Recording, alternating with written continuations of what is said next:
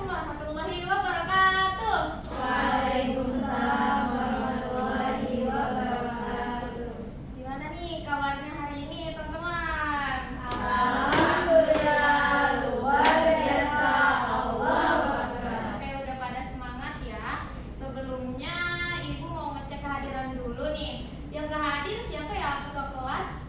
Hadir semua Ibu. Hadir semua, alhamdulillah keren banget ya. Oke teman-teman, sebelum memulai pembelajaran kita hari ini, alangkah baiknya kita memulai dengan doa agar pembelajaran kita hari ini dipenuhi keberkahan, ilmu yang bermanfaat. Mari kita berdoa secara bersama-sama dalam hati. Berdoa dimulai.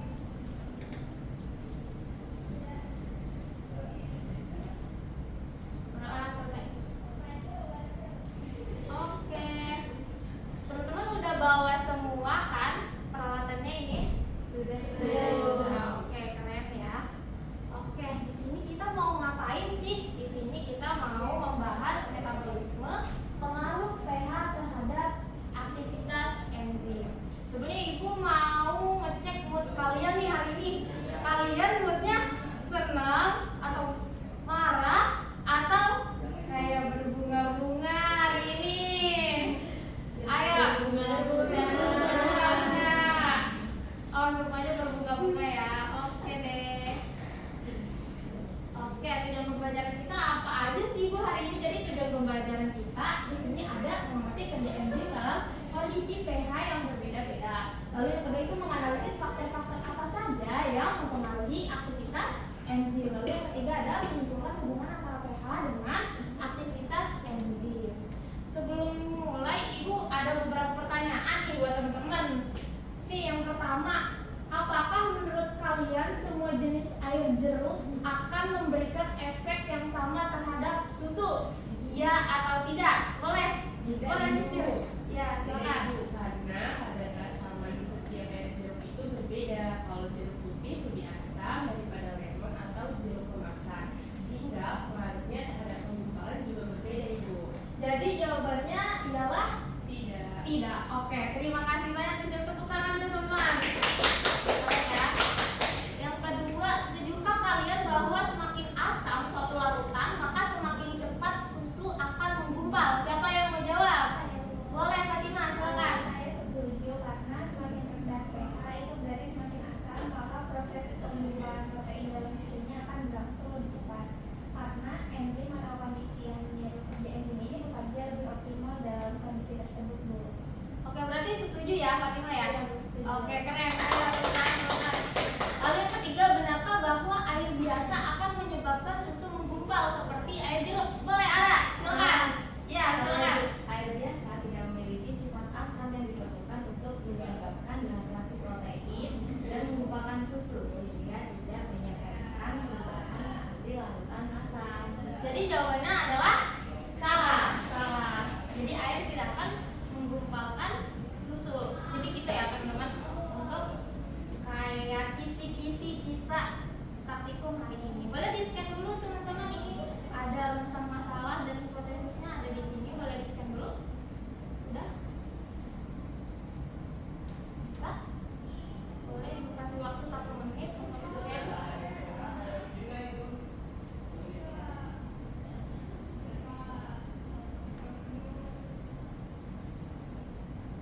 Sudah? Sudah Ibu. Oke, sudah. Baik.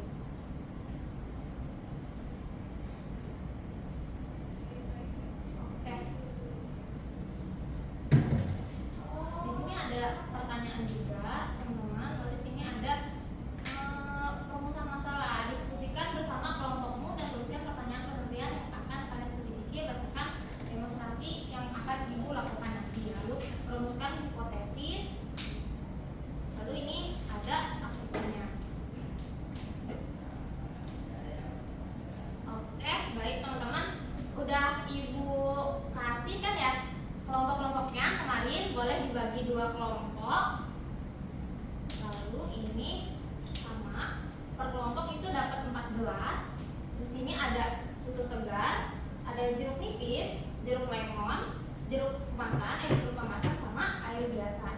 Prosedurnya Ibu bacakan terlebih dahulu ya, agar jelas. Yang pertama itu siapkan 5 gelas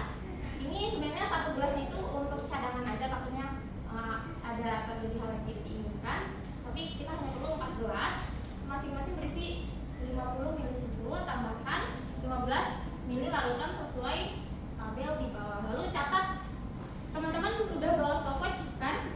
Sudah, baik. Nanti dicatat ya, menggumpalnya tuh kapan gitu.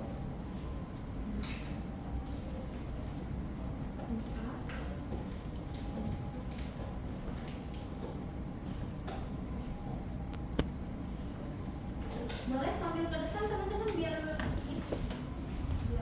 Yang bawa jas lab boleh dipakai ya.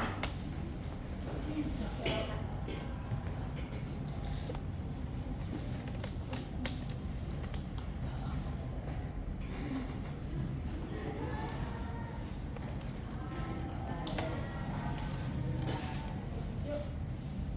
Ada yang mau volunteer untuk menuangkan susu dan ini saya mau silakan Ara. Susunya sekitar 50 ml segaris ini ya. 50 ml, 50 ml, 50 ml.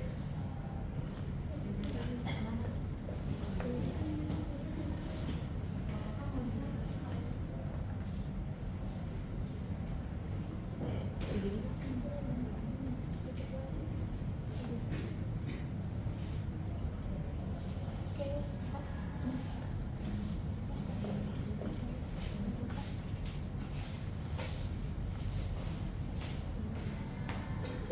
50 ml ya teman-teman. 50. Oh, ini juga 50. Oke. Ara kelompok 1 atau 2? Kelompok 1. Kelompok 2. Ini kelompok 1 boleh siapa selain Ara? Kelompok 1 mana? Kelompok 2 ya. Kelompok 2 mana? Boleh? Ayo. Iya, silakan.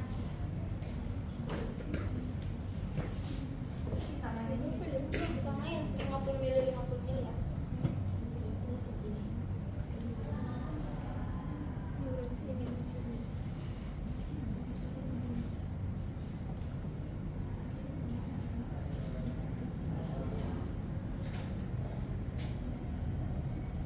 Jadi kan berdasarkan pertanyaan pematik tadi sudah tahu ya kayak rumusan masalahnya apa dan hipotesisnya apa. Tadi Fatimah bilang kalau susu itu akan menggumpal kalau itunya asam gitu ya. Coba sekarang kita waktunya pembuktian rumusan masalah dan hipotesis kalian tadi. Oke. Teman-teman ini sendoknya beda-beda ya.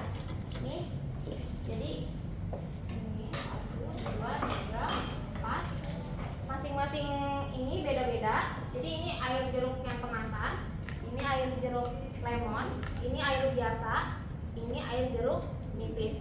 Dan per satu ini satu misalkan ini jeruk kemasan taruh satu sini, ini yang lemon sini, air yang di sini, terus yang nipis yang di sini, gitu ya. Di stopwatch dari sekarang pas mulai masukin lalu diaduk ya. Iya. Tapi jangan campur ya, soalnya ini kan beda-beda. Ini jeruk ini jeruk ini jeruk ini. Ini baru dulu baru deh. Iya. Ya gantian dulu. Biar nanti kayak tetes ini gitu. Aduk. Silakan. Sambil di stopwatch ya teman-teman untuk hitung ya penggumpalannya di detik keberapa. 1 sendok ya, 1 sendok. Diaduk ya Ibu? Iya diaduk.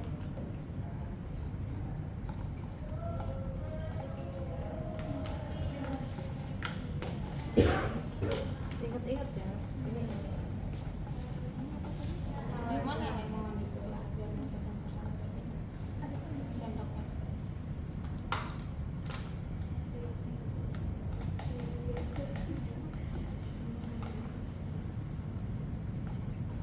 Silakan diamati sampai 5 menit di detik keberapa yang mulai menggumpal ya.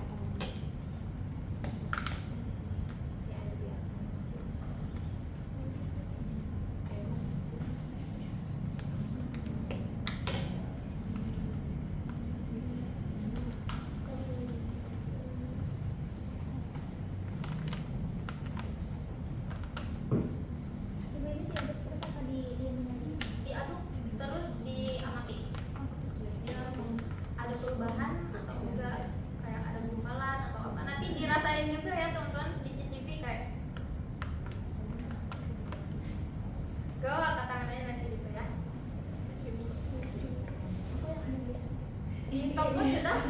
Sudah Ibu. Ibu. Oke. Ini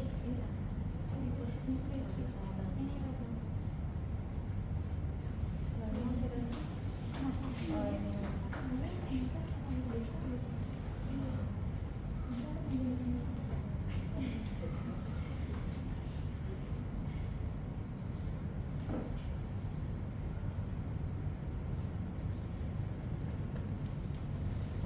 Coba dilihat teman-teman kayak dia udah ada yang menggumpal atau belum. Ada kayak lapisannya kayak ada ampasnya gitu. Ada dicatat ya teman-teman, nanti ini dipresentasikan masing-masing per kelompok.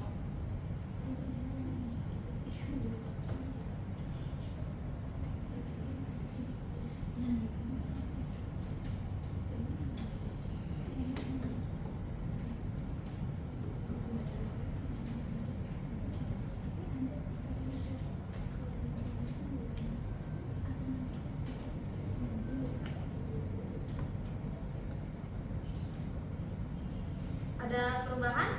Ada, Ibu. Kira-kira yang cepat menggumpal yang mana? Nipis. Nipis berarti dia lebih apa? Lebih asam. pH-nya lebih Rendah. Oke. Udah ada penggumpalan ya. Beneran ini menggumpal teman-teman. Coba boleh dirasain pakai. Tadi kan sendoknya beda-beda ya, jangan kecampur. Boleh kayak ditetesin, dirasain kayak ada perubahan nggak sih? Di perubahan yang terjadi kan ini masuk ke hasil pengamatan ya. Perubahan yang terjadinya apa? Mau diminum juga nggak apa-apa. Ayo minum.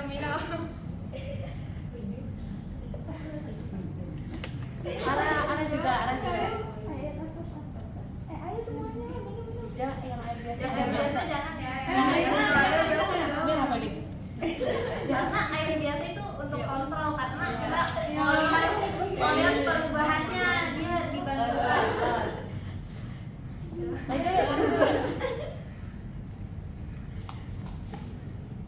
Sambil diamati ya perubahannya apa, kayak ada teksturnya kah atau apa gitu. Asam. Ada kayak ampas-ampasnya gitu gak? Ada, Bu. Ada ya, itu yang jeruk ya? Iya, Bu. Iya. Oke. Udah dicatat teman-teman hasil pengamatannya? Sudah. Oke, sudah dirapikan kembali ya. Oke. Terima kasih. Silakan kelompok mana dulu yang mau presentasi? Ibu tunjuk aja ya. Tadi yang paling semangat nyobain hasil pengamatannya itu kelompok Fatima. Ayo maju untuk presentasi. Silakan perwakilannya.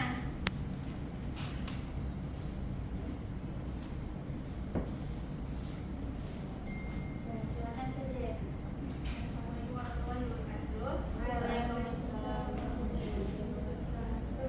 Saya dari kelompok Fatima dan Isdil. Dari ya ini memaparkan hasil eksperimen kami Bu. Untuk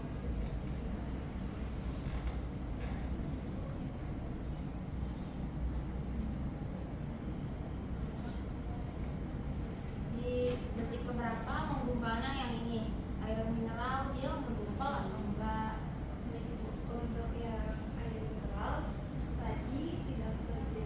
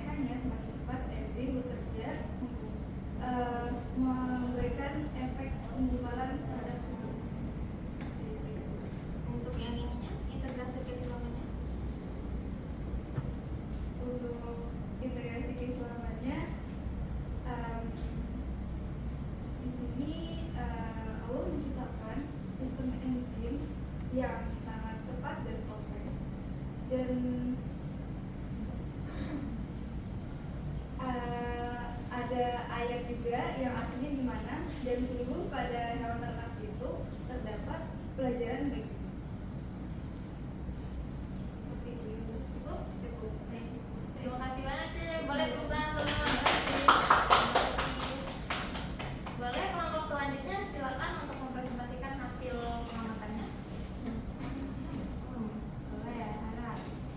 Baik, izin menyampaikan hasil pengamatan dari kami kelompok 2. Yang kelas A itu tadi larutannya ada susu dan air mineral, itu tidak ada perubahan dan tidak ada pemintalan. Kemudian yang kelas B itu dari jeruk kemasan, waktu penggumpalannya 100 detik dan penggumpalannya sedikit. Kemudian yang C itu ada dari lemon, waktu penggumpalannya 65 detik dan dia penggumpalannya sedang. Kemudian yang D itu ada dari jeruk nipis, ini yang paling cepat yaitu 45 detik dan menggumpal cepat serta padat. Nah, untuk hasil analisis dan diskusi kami, yang pertama air jeruk nipis itu lebih cepat bereaksi daripada yang lain. Kemudian tingkat keasaman itu berbanding terbalik dengan waktu penggumpalan. Jadi semakin asam maka waktu yang dibutuhkan semakin sedikit. Kemudian enzim lebih aktif dalam kondisi pH yang asam. Nah, untuk kesimpulannya, semakin rendah pH atau semakin asam, maka semakin tinggi aktivitas enzim yang menyebabkan susu menggumpal dengan cepat. Nah, untuk refleksi dan nilai keislamannya, keajaiban enzim menunjukkan kekuasaan Allah dalam menciptakan sistem tubuh makhluk hidup. Hal ini dijelaskan dalam Quran surat Al-Mu'minun ayat 21 yang menyebutkan manfaat hewan ternak bagi manusia. Terima kasih banyak. Boleh tepuk tangan teman-teman. Oke. Karena tadi sudah disampaikan ya hasil pengamatan kita hari ini mengenai enzim, Ibu izin untuk memverifikasi, untuk meluruskan apabila ada kekeliruan yang tadi materi enzim.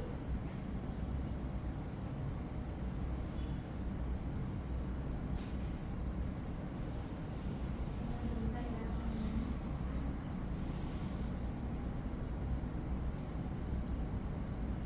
Sudah Ibu kirimkan ya PPT-nya di grup. Boleh sambil dibaca apabila di layar tidak jelas. Oke.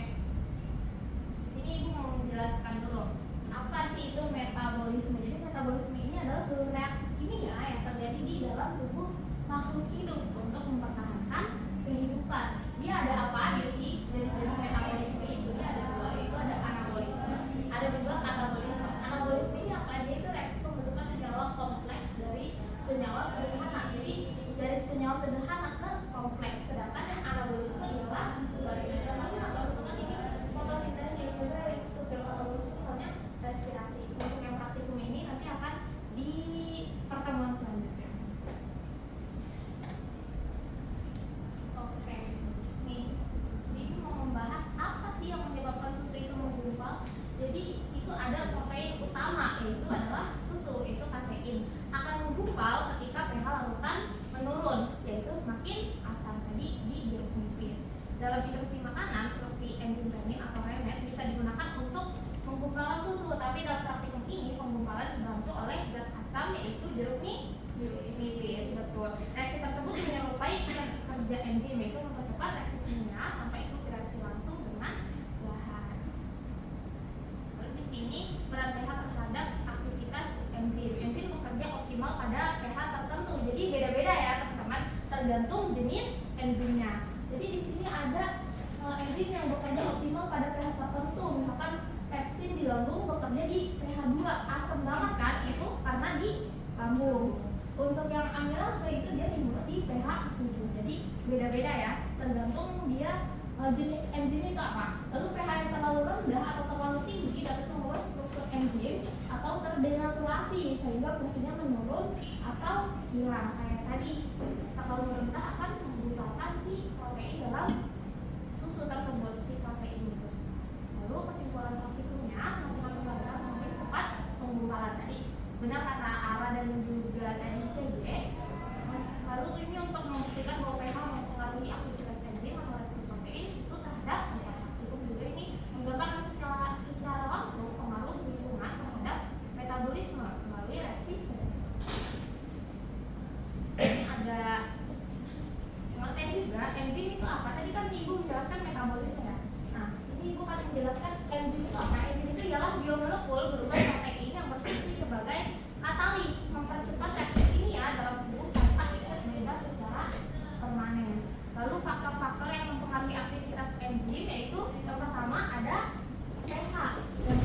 enzim yang hanya aktif pada pH tertentu. Misalkan tadi pepsin di 2, tadi ada yang ingat ada di mana ini yang pH 2? Lambung. Betul, Ara.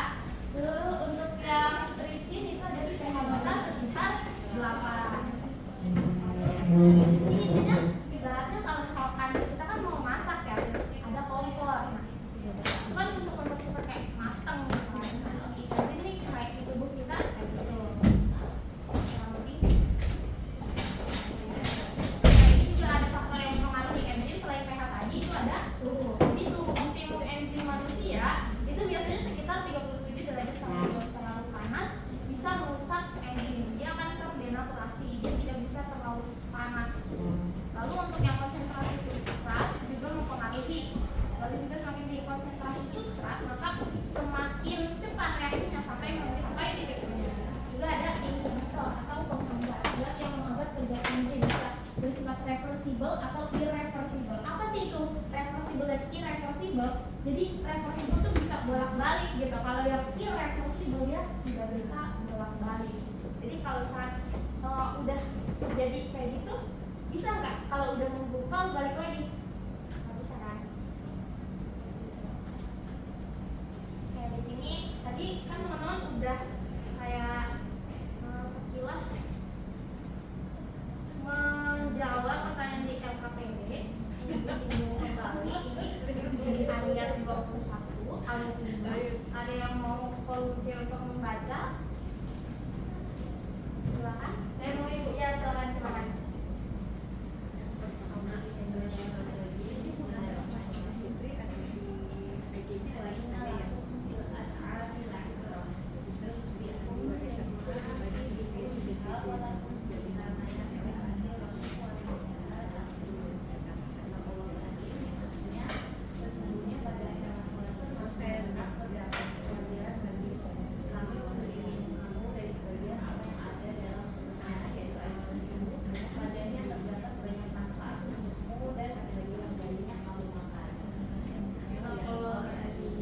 Terima kasih banyak ya Ara atas volunteernya. Jadi ini ada di Al-Quran itu disebutkan yang artinya itu sesungguhnya pada hewan-hewan ternak benar-benar terdapat pelajaran bagimu. Kami memberi minum kamu dari sebagian apa yang ada dalam perutmu, yaitu air susu. Padanya terdapat banyak manfaat untukmu dan sebagian darinya kamu makan. Oke, kita udah sampai di penghujung nih. Tadi kan kita udah belajar ya teman-teman, udah dijelaskan juga. Sekarang tinggal waktunya kuis. Boleh di scan dulu, silakan. 1 menit. Ini soalnya 3 doang dan itu gampang banget. Silakan.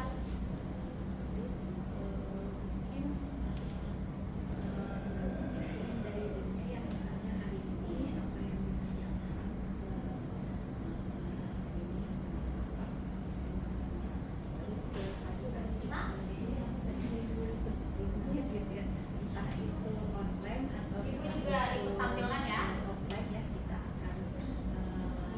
Semakin asam larutan, semakin cepat susu menggumpal. True or false? Semakin asam larutan, semakin cepat menggumpal. True. Coba kita lihat. Nah, yeay. Apa yang menyebabkan susu menggumpal saat ditambahkan jeruk asam?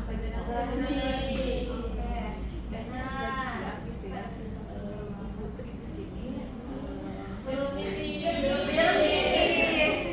Udah hafal banget ya jeruk nipis duluan. Oke, yeay. 100 nih. Sebenarnya nilainya bagus ini mah. 100 semua. Ada yang belum? Udah semua? Udah. Oke, selanjutnya ke bagian terakhir refleksi nih. Setelah tadi praktikum, bagaimana sih kalian bisa menerapkan pengetahuan ini dalam kehidupan sehari-hari dan mengambil hikmah dari ciptaan Allah? Boleh, silakan. Boleh, Ara. Dari pembelajaran ini saya jadi lebih paham maka tubuh kita butuh kondisi yang seimbang seperti pH yang tepat agar organ dan enzim bisa bekerja dengan baik. Keren banget,